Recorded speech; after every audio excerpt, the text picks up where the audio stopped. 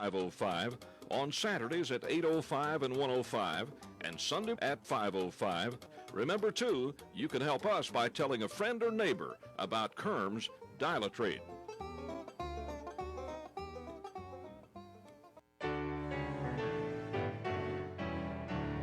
This is the Mighty 790, KURM, Roger Springdale, Bentonville, KURM FM, Grafton, Southwest City, Siloam Springs, K248TM 97.5, Huntsville, Community Agricultural Radio.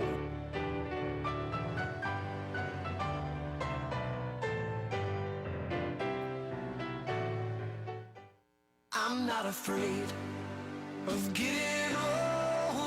I'm one less day from dying young. I see the light go past my shoulder. I'm one less day from dying young. I see my life. It's time for the Answers on Aging program with Sara Scott and Todd Whatley. A program to help seniors know all about the services available in Northwest Arkansas and beyond. The show focuses on how to make seniors enjoy the fullest opportunities in our region. If you're a senior or know a senior, you can call in with your questions or comments about caregiving or caregivers. Call in and ask Sara or Todd. Hey, I still get to do jokes, right? I guess, Sara. That and more here on Answers on Aging, plus many special guests and announcements on senior activities. Now your hosts of Answers on Aging, Todd and Sara.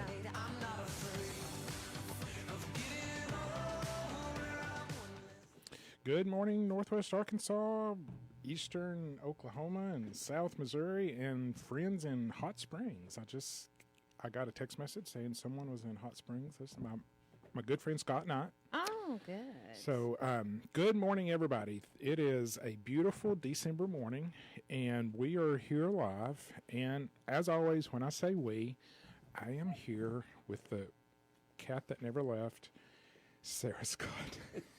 My beautiful co-host, Sara Scott. There it is. Thank you. Good morning, Todd Whatley and Tommy and everybody in Radio World, Radio Land. This is Sara Scott, and you are listening to the Answers on Aging radio program, where we truly do have all the answers on aging. So if you're living, you're aging, basically. We are going to be live until 10 o'clock, like we are every Wednesday, and have a great show lined up for you today. But we also love to hear from our listeners. So if you are within earshot, pick up the phone and dial 636-7979 or 1-800-767-7979, or check out our Facebook live feed. We are streaming live on our Facebook page. Good morning. I see Kenneth, and I know Mom. She's not in Hot Springs today. She's here. She's at your house. I'm so happy she's here. So good morning, everybody. Phil Stevens is watching. And so if you have questions or comments or just want to say hi, let us know you're tuned in that way by typing in a little message below the video. And we do this radio show. Oh, there's Miss Dina. Hey, Miss Dina. Good morning. So we do the radio show every Wednesday. We love doing the radio show. And we also, on Wednesdays, drop a new podcast episode. And so if you have listened to the show previously, thank you. You should have heard and learned all about our really cool podcast. And Todd just made a mess with some Mentos. You know, one thing I don't think we've talked about very much on the show is some, behind the scenes stuff. We, binge eat candy throughout the entire show. Hopefully you can't hear it. I know. It's usually Mentos or Altoids. Mm-hmm. If you know somebody that works for those companies, let them know. We have supported their business for many years now, and we'd like to have them be a sponsor. Just send us candy. Why not? Yeah, just send us candy. we'll hold it up and talk more about it. But no, yeah, we binge eat candy throughout the show, and it's weird because I don't really eat candy outside of the show. Oh, it's just a thing. Yeah. Sharon Walker Comstock, good morning. Thanks for tuning in. Well, we've got 12 on the Facebook feed already. That's good. So thank y'all so much. Our podcast is interesting. It's one of our more dry ones. Yeah. But it's very important information. And sadly, this is a time of year, probably not so much this month, but soon after this month, people decide it's time to go to the nursing home. Okay, and that stinks. You know, it's not ideal. But when it does have to happen, how do you find the one? How do you find the best one? Right. And so there is a comparison website out there. It's from the U.S. government. It's the Medicare website, Medicare.gov website has a comparison tool, and we go through that. Yeah, I know they're wet. I don't know what the deal is. Okay. Some of our Mentos are spoiled or something. They still taste good. They still taste good. They're good. So, man, I'm in a good mood today. I'm very distractible, but yeah, it's December. I'm in a good mood. It's cool. So anyway. So Sara, obviously being a nursing home administrator, has dealt with that, and she took her nursing home from a 3-star rating to a 5-star rating. 5-star is high as you can get. Only 10% of nursing homes have a 5-star rating. Sara got hers from a 3 to a 5, and so she talks about some of the things that they look at so that you can know this comparison tool is pretty legitimate, and that you can use it when you are looking, and it's just Medicare.gov. But please go to our podcast, AnswersOnAgingPodcast.com is the website, or on any smartphone streaming device you can get it. Okay, we have a phone call. Hey, good morning. How can we help you today? Well, good morning, y'all. Good morning. Y'all are the sweetest people. I just enjoy my Wednesday morning cup of coffee listening to y'all. Oh, thank you so much. Thank you. Where are you You're listening welcome. from? I'm from Fayetteville. Oh, good. How long have you listened to the show? Just the last couple of years. Mm-hmm. Yeah. Awesome. Just the last few years. Yeah. That's good. That's awesome. Thank you so much. So, Oh, you're welcome. I have 2 questions and a joke. oh, What do you want first? You pick. Huh? You pick. I'll do the joke first. Okay, sounds good. Okay. What's black and white and red all over? What is black and white and red all over? I don't I know. know. What? The newspaper. Yay! Oh, READ. I was going to say an embarrassed zebra. It's kind of prehistoric now, isn't it, Todd? That's right. Yeah. Yeah. Only us old folks know what a newspaper is. Oh. That's right. Yeah, and I prefer to have something in my hand reading instead of I miss it a so. phone. I am with you there, sister. I miss it so much. Yeah. Okay. First question, love, is when my husband signed up for Social Security, he did not sign up for, Part B, Okay. and he now pays a penalty every month. That's So is there any way that we can get rid of that? No, ma'am. No. Nope. Okay, so that's for life. That's for life. That's for life. Yep. It's a lifelong penalty if you forget to sign up. And you now for those out there listening, if you have qualifying insurance when you turn 65, you cannot sign up for B and not have the penalty because you have insurance. But then once your current insurance, typically it's employer insurance, once it stops, you can then go on to B without a penalty. Medicare just wants to make sure that you're covered for insurance. They don't want people at 65 who are in perfect health to say, I'm not going to pay that premium. I don't need health insurance, and then buy it when they get sick. They want to make sure you get on it while you're healthy, and then they will cover you once you get sick. So there's a reason for it. That's really informative because at the time that he signed up, he's 81. So when he signed up for Social Security, he had excellent health insurance with the company that he was working at. Okay. And then he was laid off. And then, of course, he had to sign up for that. So I don't understand why he has to pay the penalty now. Well, yeah. How long ago was this that he signed up? What year? 65. I did remember. It was about 15 years ago Yuck. Well, when he was 65. Yeah, I don't know if you can go back and prove. I mean, when did he sign up for Part B? He did not do it at 65. When did he sign up? He signed up in 2012. So 9 years ago. Okay. Well, Yeah. if you can prove that you had insurance up until the point that you went on to B, and they want approval from the business, from the HR department of your company to show that you had a qualifying insurance. And I don't know that you can prove that now, 11 years, All right. 9 years well, later. we can certainly look into that. It wouldn't hurt, right? Right. No, absolutely. If you got the time, look into it and see if you can save some money. Okay. My next question. Y'all are so sweet. I just love listening. Thank you. Thank you. The next question is when we come in to do a beneficiary deed. Do we have to have the property deed with us, or can you pull it up and get it at that time?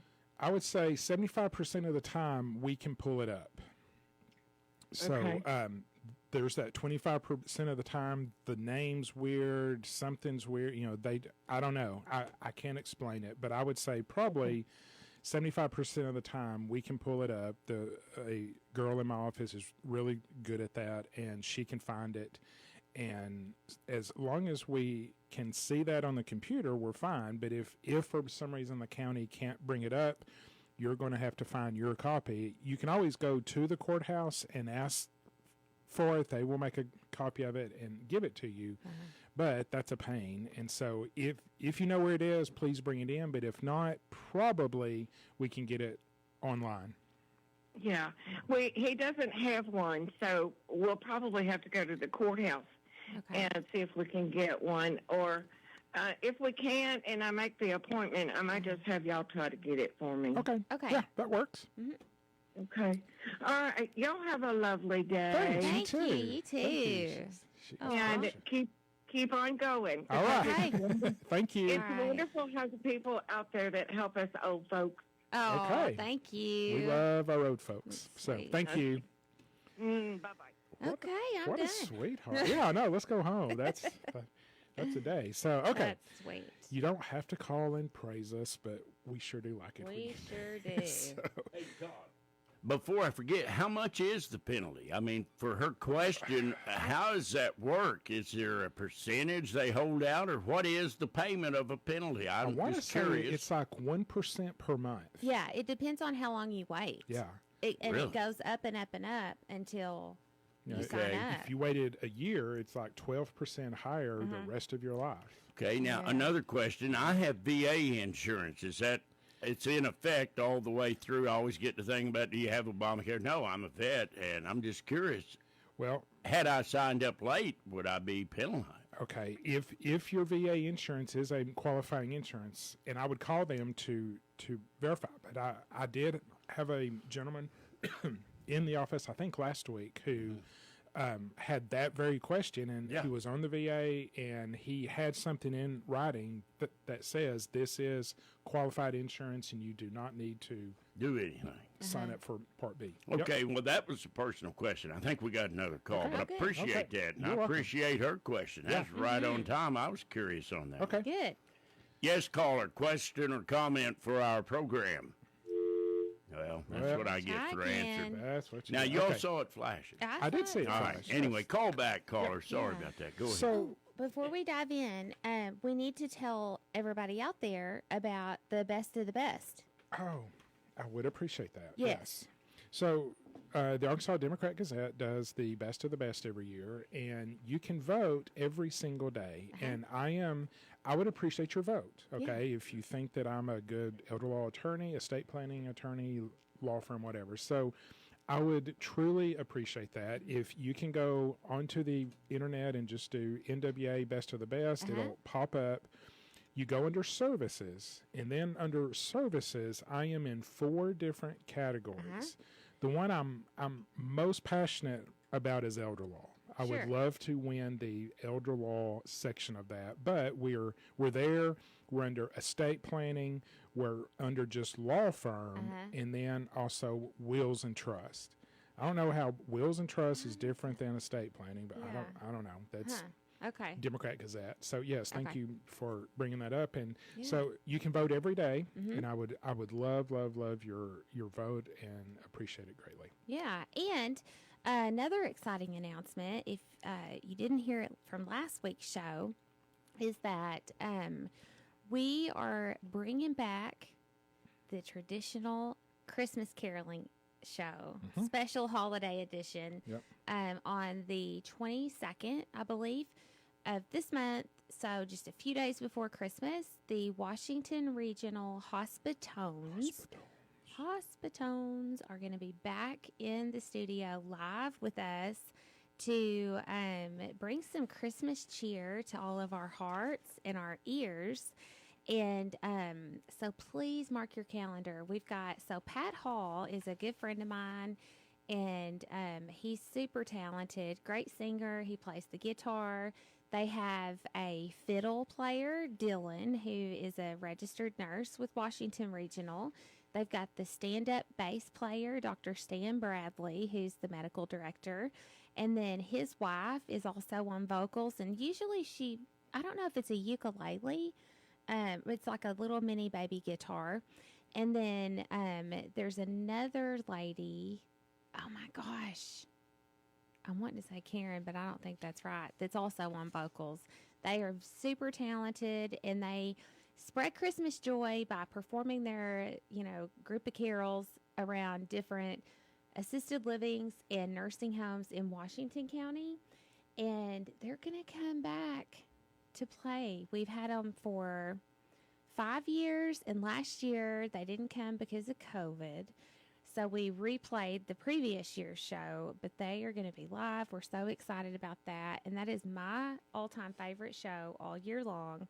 So please make a point to tune in and get all the warm fuzzies that we're going to bring you on December 22nd. Ta-da. Yes. Ta-da. All right. I want to get into our topic because I'm excited about this. And we may, if we don't get through, which I'm pretty sure we won't, we'll maybe do it next week. Yeah.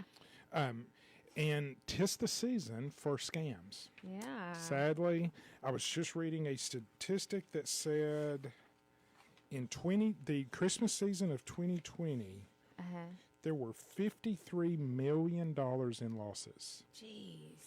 That was 17,000 reports, an average of 340 reports. This is to the FBI for things not being delivered or scammed or whatever. 340 from each state. Ooh. 17,000 reports, $53 million.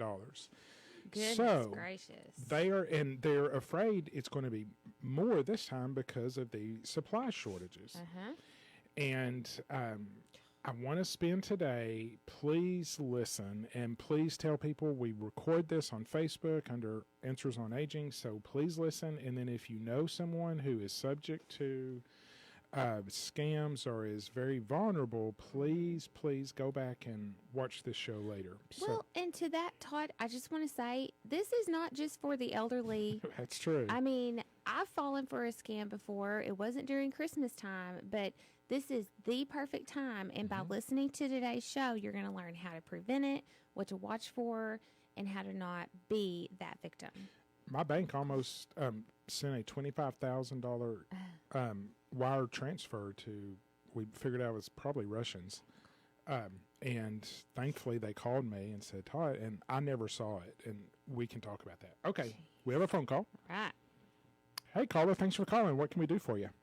I just was inquiring about what was said about if you're a veteran, you can still sign up with Part D without a penalty? If you're getting the VA insurance. Yeah. Okay. I am. I've been with the VA for I'm 78 now, and I probably started when I was around 60. Uh-huh. But you think I would be able to sign up without a penalty? I would hope so, since you're 78, you're quite a few years past the thing. Yeah.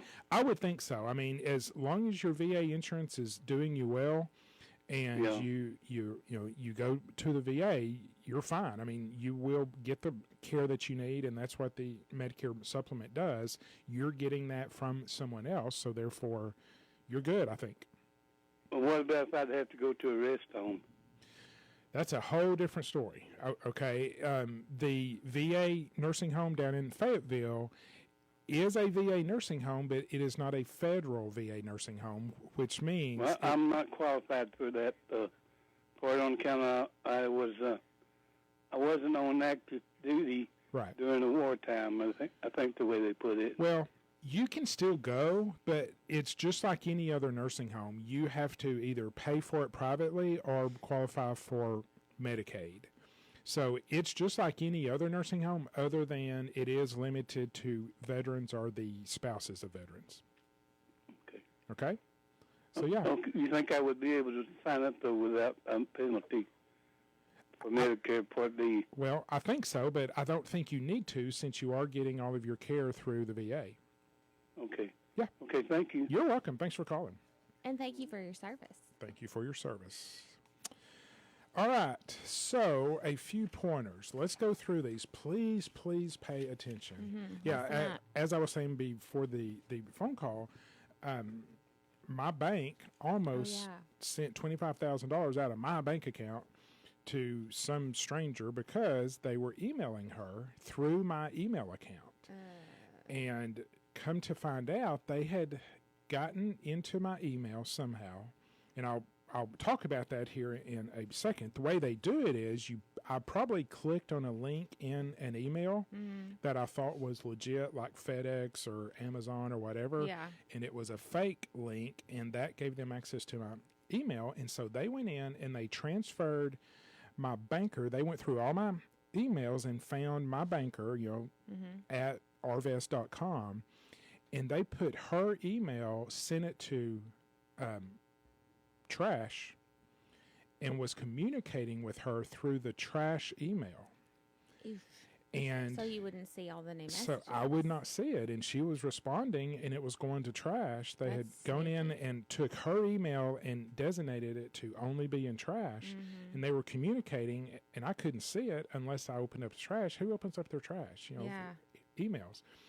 And so finally, it was like midday. She said, "Todd, the wire department will not make this transfer until they talk to you." And I was like, "What are you talking about?" She said, "The emails we've been going back and forth on all day." I said, "Brandy, I have not emailed you once today." And she was like, you could just hear the blood rush out of her face. She's like, "Oh God, change your password. I'll call you back," and click. And so she knew she had gotten scammed, and she told me later, she said, "Todd, had I done that, they would have refunded your money, and I would have been fired." She said, "I'm so glad I made that phone call." So now, and I would suggest you have your bank, and typically most people don't have $50,000 in your bank. And the funny thing was, I'm not sure I did at that point, or 25,000, whatever, at that point. But anyway, it's not just old people who get scammed. Okay. So here are some pointers. I'm just going to go through these. Sarah's going to go through just some very common issues that you need to be aware of and understand before you get scammed. Okay. Number one, this is a great time to help out charities. Okay. Yes. Charities are in need. We're on here saying, hey, donate items for the salt, whatever. Necessities drive. And so it is a great time to help charities. However, if you get an unsolicited email from someone that seems like a charity, do not, and this is the ongoing theme today, do not respond through the email. Do not, if you get an unsolicited email, someone you have not been communicating with, and they're like, here, click this link to donate money to our charity, do not click that link. Do not. Do not. If whatever the charity is, get out of there, go to a different web page and Google that charity and go to their website, and there is a button there that you can donate money to. Right. Okay. And the other thing, and one other thing we'll talk about today is there are some really convincing duplicate websites. Yes. That look like the charity, look like FedEx, look like whoever. The way that you can tell it is legitimate, and thankfully Google does a pretty good job of only allowing legitimate websites to be secured. And you can look in the upper left-hand corner of your web address up there, and you should see a lock, okay? And the address should be https:/whatever, www.elderlawinabox.com, okay? It should be https. You want the S there because that means it is a secure website, and Google and these other places do a really good job of making sure that only, and if I'm wrong, please call me, but that to make sure that only legitimate authorized websites have that designation on it. I didn't know that. I just learned something. HTTPS secured. HTTPS. All right, so Very be good. careful before clicking. 38% said that they made purchases in the past 12 months by clicking on an ad on social media. Okay? Stinking social media. But you get so many ads on Facebook, and it's like, oh, well, that's cool. And I'm not saying they're all fraud, but just understand you probably should get out of Facebook and go to that website directly. Type it in yourself and make sure that there's a whole my next one's on porch pirates. Do you have the porch pirate one? I did. Did you print the same article? No. Okay. This just one of their points is about be careful porch about, pirates. but you've got a whole, so we'll get to that in just a second. Okay. Buying gift cards online. Okay. Be careful. I recommend, still going into stores, but like Lowe's and Walmart and Sam's, they have whole sections of gift cards. Yeah. And gift cards are amazing. I mean, I love gift cards. I do too. Did you know that you can sell your gift card if you get one that you don't like? I did. You can go online. You won't get 100%. Right. But if I got a Build-A-Bear gift card, I'm like, I don't want that. There are websites that you can go on and they'll buy it from you for like 60% of the face value or something. And some of the websites, if you want to trade it for a different business gift card that they have, they'll match the value. How do they make money on that? Well, because they're buying, I don't think that happens they very bought often. it for a discount and then probably. Okay, interesting. All right. Yeah. So anyway, okay. So buying gift cards online, be careful. Again, go directly to the authorized site. Go to Amazon.com or go to Lowe's.com. You can buy gift cards there. So be careful. Just in everything, just don't click the link in the email. All right? Got it.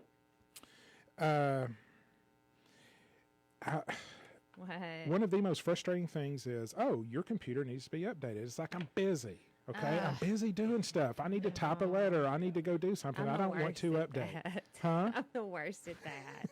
You see all my pop-ups. But update your computer. So these companies, all of, I know it's every day. They are alerted to weaknesses in their system, or there's been an update and it has a bug in it, and so they do a pretty good job of keeping their websites and their software up to date if you download it. If you don't download it, you are subject to those things that they found, and they can't help you. So take a few minutes, hit yes, update, Sarah, and update your computer so that they will help protect you from some of these scams. Okay. Then I have to retype in my passwords and remember my passwords. It's just like, Okay. Do not give your login credentials to anyone. Okay. Todd.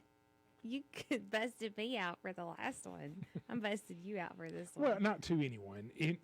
Online, if someone calls you and says, hey, your account's been frozen, give me your login credentials so I can verify this is who you are. Nope. That's a scam. Okay. Don't do it. Don't do it. And, a company knows how to get into your system. They don't need your permission or your login credentials. Many times they don't want your login credentials. That's encrypted and they can't even get to it. So, be sure, do not, if someone calls you, I got a phone call the other day. I was bored and sitting at my desk, probably going through TikTok videos. And my phone rings and I thought, I'm bored. I was like, hello. They were like, your computer has a virus, or no, you will be billed $487 for blah, blah, blah if you don't press, if you did not authorize this, press 1. I was like, okay. So I pressed 1 and some foreign guy came on there. He's like, oh, and I said, yeah, please do not bill my credit card $487. I didn't do that. Oh, okay. Well, we need to get onto your computer it's a software, blah, blah, blah. And we need to get onto your computer. And I said, oh, okay. And so I use Apples. And so he said, okay, in the bottom left-hand corner, you should see a Windows button. And I said, I don't see a Windows button. He said, once you push that button, what do you see? I said, okay, I know you're following a script, but I just told you I don't see a Windows button. I have an Apple. Click. So I promise you $487 will not show up on my credit card. They just want to get into your computer, and they do horrible things once they get into your computer. So do not do that. Was it you or Will who fell for that? Well, it wasn't from a phone call. It was from a pop-up that said your security has been breached. And, it looked legit. And, I fell for it. About $1,000 later. As soon as I gave them that credit card number, I was like this pit in my stomach. And I kind of felt like the whole time, this could be a scam. This could be a scam. But somehow they knew that my computer crashed because when the pop-up came on, then they had a phone number that I called. I could have just turned my computer off and turned it back on, but I didn't. And, I ended up getting it refunded, but it was a nightmare. Sure. Felt like an idiot. Another point on emails, when you get an email from FedEx or Amazon or whoever, someone at Walmart, look at the address. You can go up and click on their name, and it will drop down the email address they are using. If it's at Gmail or at Yahoo, that ain't them. Okay. Yeah. People at FedEx don't use a Gmail or Yahoo email address. It is at FedEx or at Walmart. Yeah. So that's a good way to know that this email is a scam, is when you click on their name, if it's not at whatever company they're coming from, don't click on the links. Delete it. It's a scam. They are trying to steal your stuff. This is funny. Do not judge a company by its website. Flashy sites can be set up and taken down quickly. Pay for items using a credit card. And you're a big debit card person, I know. Debit cards are okay, but they'll put holds, and it does not carry this. If I'm wrong, please call me. And I wish my cousin was listening.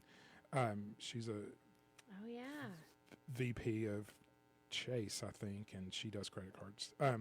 But it is my understanding that a credit card has protections that within 30 days, if you see something that you don't like, they will go in and they have to refund your money, and then they go after the people.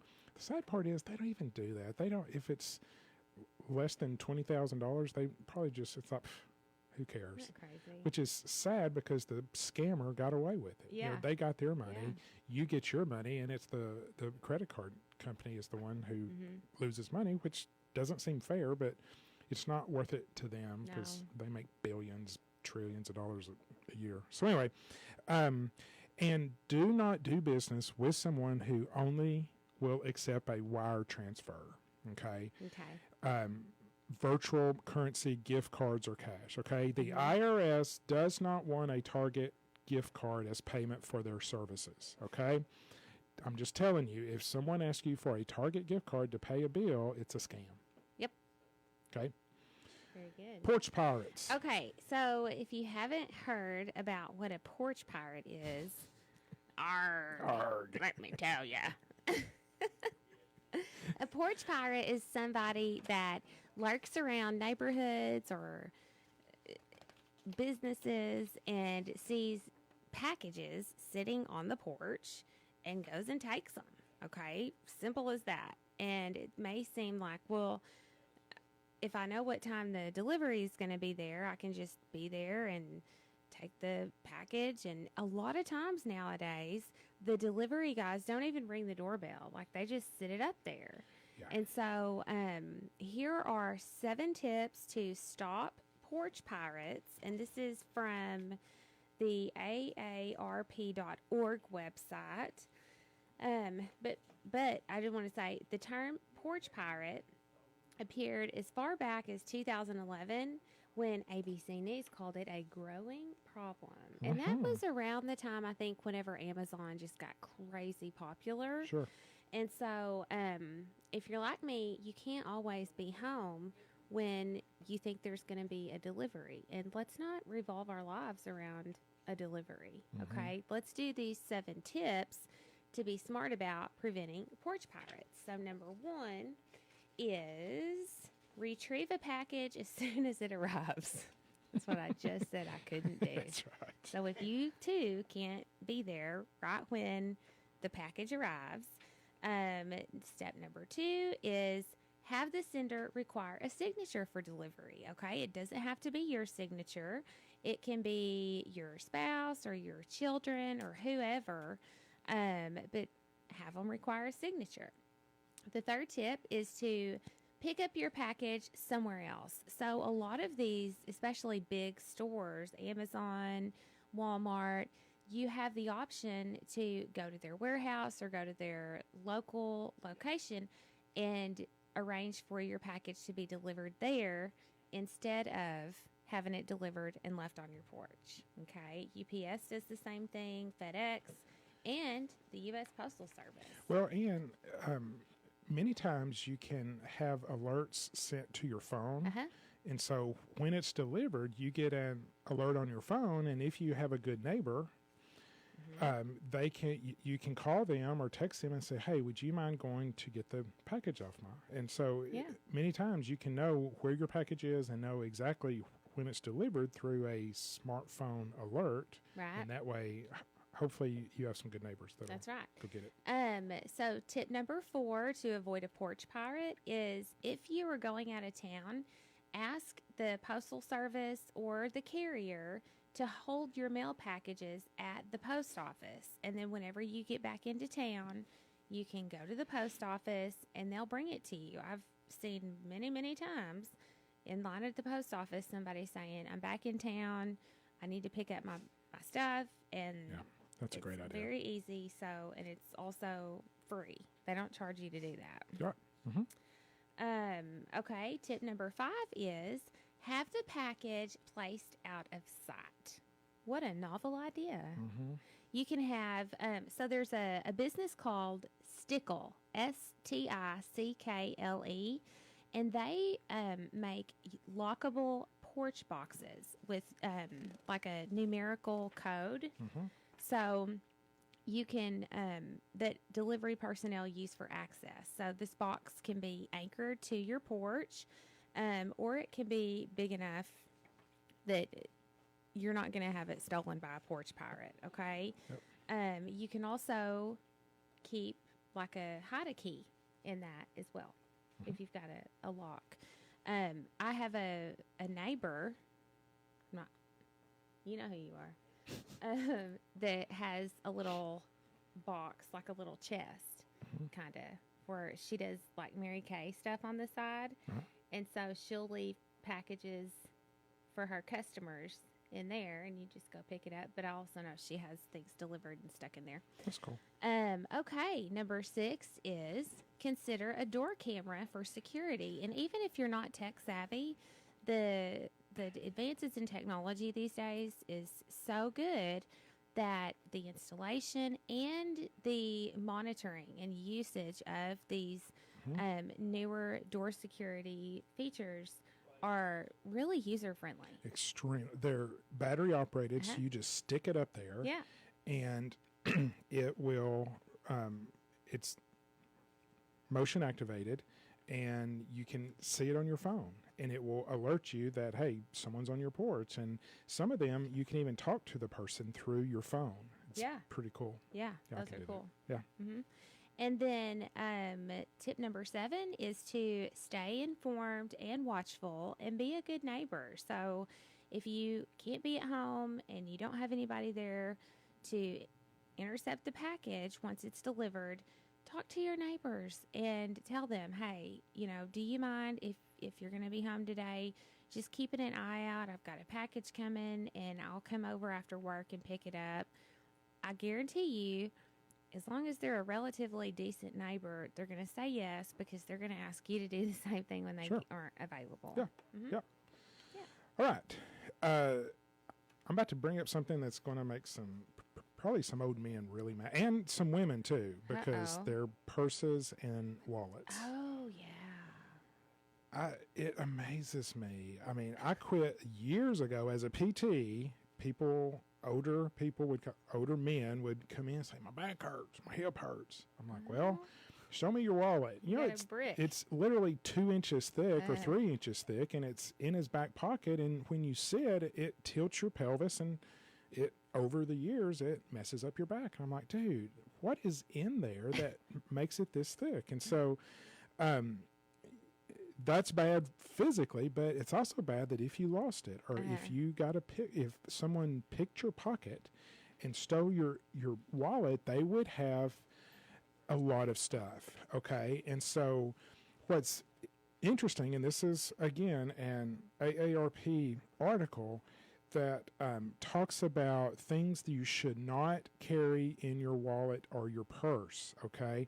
Number one is, and I know I'm typically speaking to older people, but even for younger people, and I'm learning to do this at my age, it's still not something that I do all the time, but I'm learning, is there are digital payment formats, okay? Meaning that you can store your credit card information in your phone, and if you have an Apple phone, you can use Apple Pay, okay? You can go into there, put in your credit card information, and then there's a whole lot of places nowadays that you can pay using your phone. And if you don't know how, just have the cashier or someone help you do that, and therefore you do not have to carry credit cards with you in your wallet. If you do not have an Apple, you can do Google Pay. Same thing, same ability to store credit cards and pay for things simply using your phone. And this article was written by someone in Colorado, and I need to research this and see if Arkansas does it. But the state of Colorado has a mobile app, and it stores driver's license, vaccination records, vehicle registration, and proof of auto insurance.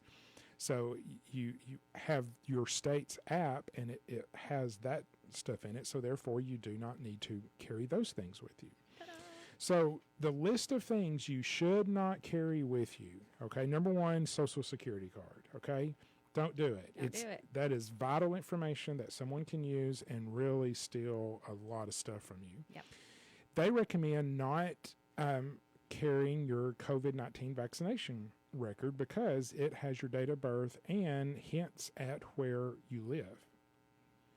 Whoops. I know. Mine's in my backpack. I carry mine. Multiple credit cards and credit card receipts, okay? Again, like I said, Apple and Google have ability for you to put your credit cards in there and you can pay with your phone. Do not carry your checkbook with you or even one blank check. Because I'm failing this big time. Who checks signatures anymore? Okay, banks don't check signatures. Yes, Anyone they can do. write it. That's why you send your license. No, you send your license to prove who you are. Well, they're also supposed. So they're I supposed don't, to. I don't sign my checks. The back of them. Okay. When I deposit it. I do. Okay. In some ways, you're older than me. So, but I mean, seriously, banks don't check signatures anymore. Okay. I mean, the person who wrote the check, you don't have their driver's license to prove the signature.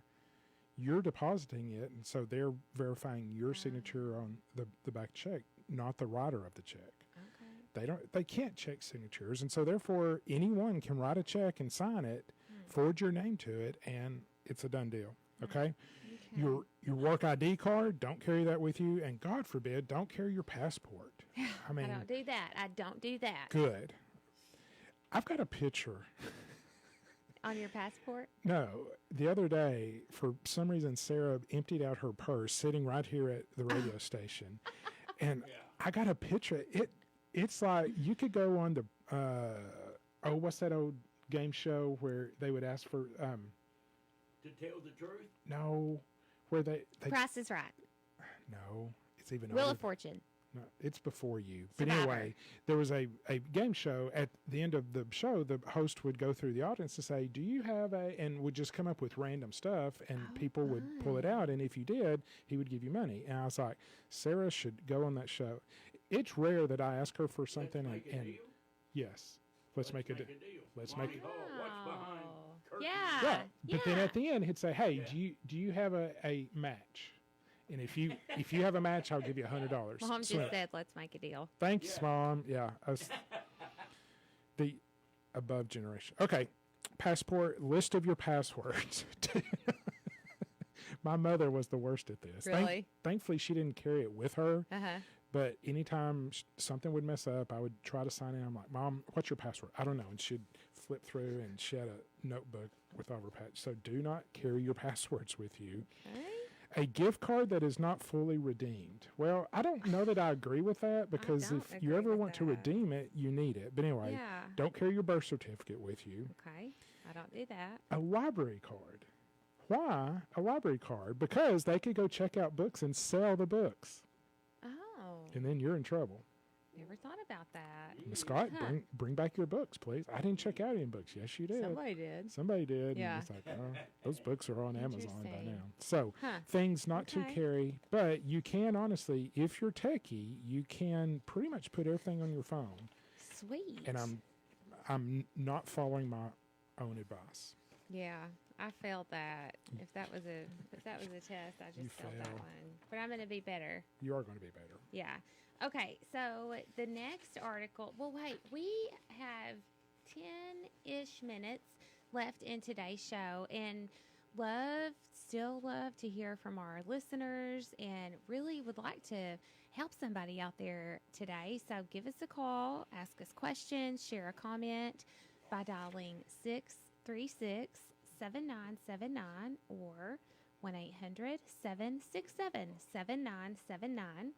And we are streaming live on Facebook still. If you can't catch all of today's show on the radio and have Facebook, this is the perfect way to get all the information that you've missed. So go to Facebook and type in Answers on Aging. Miss Reba Mize is tuned in. I saw her tuned in earlier. And, pull up today's show, share it with your friends. Type in comments and questions in the section below, or just say hi. Okay. Give us a call. So here are 5 ways to spot and stop caregiver fraud. Oh my gosh. This is the time people travel and they hire caregivers to come in and stay with folks. Yes. So tip number 1 is to secure valuables, cash, and cards. So AARP recommends that you create an inventory of all the valuables in the house, including photo or video records of items and a list of where they are stored. Keep smaller items like jewelry locked up at all times. And I would also kind of piggyback on that and recommend the same for prescription medications. True. Sadly. Number 2 is be present. Check in regularly with the caregiver and the care recipient to monitor the quality of service and see how the relationship is developing. Make unannounced visits, okay? Visit with the caregiver and the care recipient independently as well as together so that you can pick up on body language cues or, yeah. It was funny. The other day, Todd and I were in public talking to somebody, and when we walked away, he was like, it's very obvious that you're not comfortable around this person with my body language. Some things I just can't hide. Okay, tip number 3 on how to spot and stop a caregiver fraud is to use technology. So if your loved one will allow it, install, again, the doorbell video on the front door. True. What? And just cameras. Yeah. In the ring. They're super cheap nowadays. They're so popular. I mean, seriously, for $100, I bet you could get 2 cameras that you can view on your phone. Mm-hmm. And so it says video cameras in common areas like the kitchen or living room can provide additional monitoring and theft protection, but make sure to follow your state's laws on the use of security cameras to supervise people working in your home. And that word common and then area is really important. Don't be sticking them in the bathroom or even in the bedroom. Just don't. Okay, tip number 4 is to monitor transactions. So and this is where the power of attorney documents come into play too, because 9 times out of 10, if you call your loved one's bank and don't have the correct power of attorney documents in place, they're not going to talk to you, and they're certainly not going to alert you if suspicious activity is happening on mom or dad's account. So contact your loved one's bank or credit union to arrange view-only access on their accounts or sign them up for a monitoring service such as EverSafe. Okay? That's cool. Yeah. Can I answer a Facebook question? Sure. Real quick? Sure. Mary Miller said, okay, if you store everything on your phone, what happens if you lose your phone? Yeah. Well, back it up to the cloud. Yes. Make sure your phone is backed up. And most phones typically do that. Yeah. I mean, and so when you get a new phone, you can generally download everything onto your new phone, and it's remarkably looks just like your old phone. So, yeah, I mean, that's a good question. It's like, what if my phone is stolen, but I have everything? I mean, you still have the credit cards back at home. Yeah. It's just in everyday life, carrying things with you, be careful, and you can theoretically put everything on your phone. There you go. Very good question. Thanks, Mary. Yes, thank I you. didn't see you tuned in earlier. Good morning. Okay, and tip number 5 is to watch for warning signs. So unusual financial activity can be a tip-off that an older loved one is being exploited by a caregiver or other person who has gained access to their money. Some red flags to look out for, according to the American Bankers Association, are large, frequent, or unexplained bank withdrawals or fund transfers. That's a fun one to find on the bank statement. This is a soapbox of mine. Lord, we only have like 6 minutes. When a banker sits there and an older person is brought in by a non-family person and says, she wants to withdraw $10,000. Okay, let me go get $10,000 in cash and just give it to you. Can we dig a little deeper? They give me fits about powers of attorney. Okay, it's a legitimate document. It's like, we got to send this to legal, and it'll take 3 weeks for us to. But you can walk in with grandma and the caregiver, and grandma says, "Yeah, do whatever they say," and gives them $10,000. It's just like, oh my goodness. Mm-hmm. Okay. Are you done? Quick soapbox. Yes, I'm done. Okay. Another warning sign is changing from a basic bank account to a more complicated bank account or service. Hadn't thought about that. I haven't either. So the caregiver makes it more complicated for the person to get to their money? No, the care recipient changes the type of account that they have. From a complicated one. No, they have a simple one, and they're changing it to a more complicated one. Okay. like, because it's going to be harder for the family to access that information, to kind of hide it. Got it. Mm-hmm. Okay. Okay, a new person conducting financial transactions on a loved one's behalf without proper documentation, such as financial Power of power attorney. Yes. Dun-dun-dun-dun. Yep. Okay, checks that are written as loans or gifts or have suspicious looking signatures. See, some people do still sign and look at the signatures, Todd. Okay. And then sudden overdrafts or unpaid bills. And then finally, changes to wills, trusts, or powers of attorney. We could have a whole show on that. I could have a whole show on that. I mean, it's an attorney's job to investigate a little bit, okay? And particularly if the person, I mean, our ethical rules are very clear that if the person that comes in to see you is brought in by the one that is suddenly the beneficiary of your estate, that's a huge red flag. And so many attorneys need their car payment made next month. They're like, I don't care who it is. I'm going to, whatever you say, we'll do it. And it's just like, why?